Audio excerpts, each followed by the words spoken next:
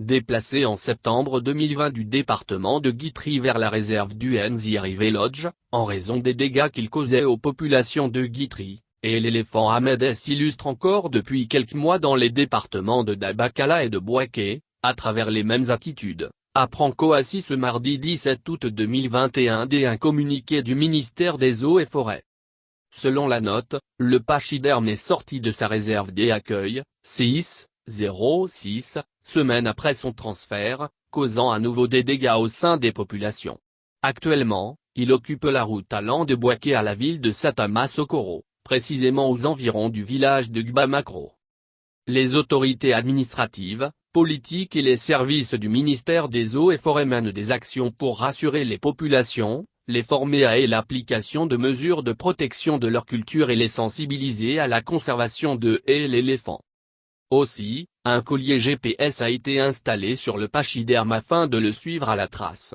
Au total, 13 missions de terrain, relatives à la situation ont été menées par les services forestiers de la région du Béquet.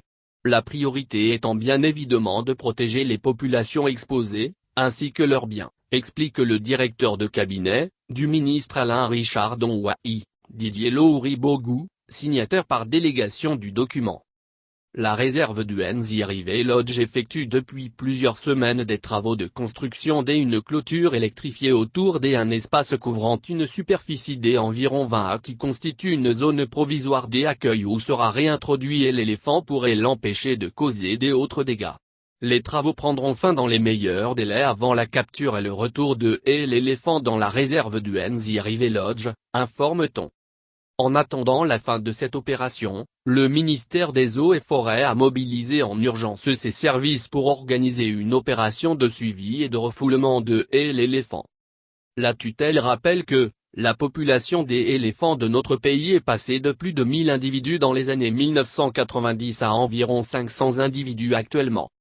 La perte d'un seul éléphant est significative pour notre pays, car cette espèce est menacée d'extinction. Il est donc important de tout mettre en œuvre pour maintenir cet éléphant en vie, souligne le ministère, avant de conclure que, le gouvernement et principalement son département ministériel, prend la pleine mesure des désagréments que crée cette situation et met tout en œuvre pour que cela prenne fin dans les meilleurs délais.